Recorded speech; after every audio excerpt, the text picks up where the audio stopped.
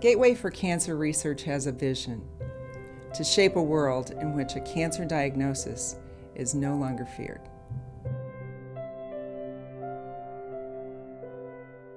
When I was diagnosed, I was just 29 years old, so I had just started a new job. I was attending culinary school at night. I was sort of in the prime of my life in my late 20s, looking forward to turning 30, and I'd been fairly active at the time of my diagnosis. And when I was actually in the process of training for my first 10K. When I became sick, I started to notice symptoms. They really started out as flu-like symptoms, sort of sore throat, stiff neck, tired, a lot of fatigue.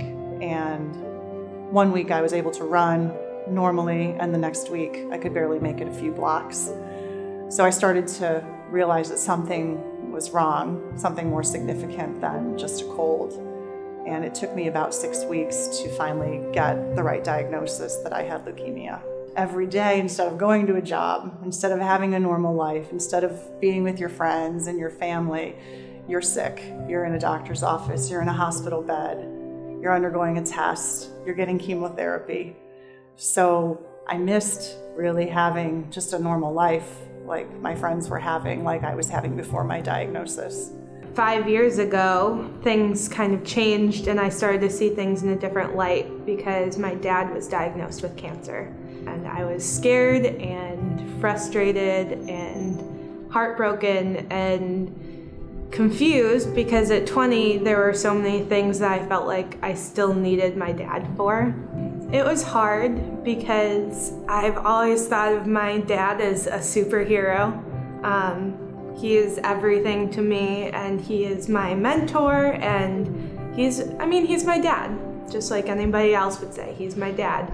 And to see him being so scared because of this tiny little word that should be so insignificant, cancer, it was heartbreaking. When you're a caregiver, there's days that go by fast because they're good days and you're just out enjoying your time with your loved one, and it's easy sometimes for you to forget that the person that you're with has cancer. Well, I think the first thing when anyone is diagnosed probably is, am I gonna live?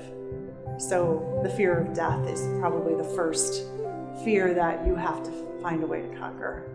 So if you can't get past that, then you won't be able to fight. Cancer battles are long battles, and they take a lot of will and a lot of focus and a lot of energy. So the first fear of death has to be dealt with very quickly. The second fear is living with the disease.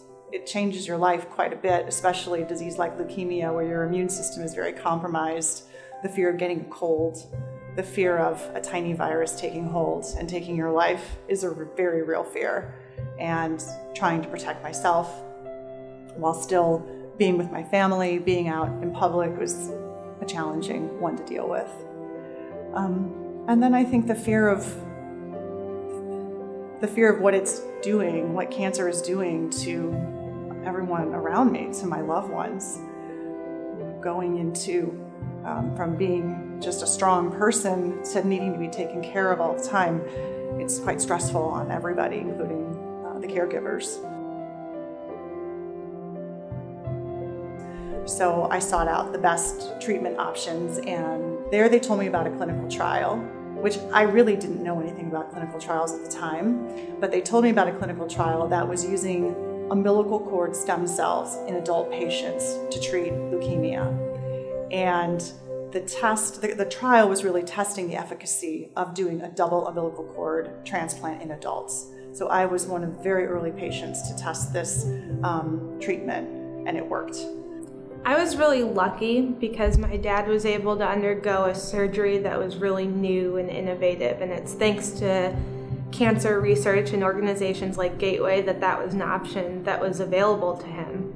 Many times I think clinical trials are also offering a better type of treatment. And what I found in the clinical trial I was part of is it was showing that there were fewer long-term side effects with umbilical cord transplants than with unrelated adult transplants. You're working for a charity where 99 cents of every dollar is going directly to clinical cancer research trials. And we need to get that word out. We need to let people know that there are other ways to solving some of these cancer care issues. I think there's a lot of ways that people can become a gateway. I think participating in events like the event tonight is a great way to get started and learn about the organization. There's opportunities to be part of our Team Demand and raise money through events for Gateway-funded clinical trials. You can donate, and you can become an advocate. You can spread the word, let other people know the great work that Gateway is doing, and help us build awareness with a much larger community. It costs $18.32 per patient per day to fund a Gateway Cancer clinical trial. For $18.32 to gift someone one of those days that goes by incredibly fast but is so incredibly meaningful is something that you can't pass up the opportunity to do. It's nothing. You know, it's a drop in the bucket, and everyone should be able to do it. You can be a gateway. Fund one day. Be a hero. We can all be heroes. Clinical trials save lives. I am a gateway.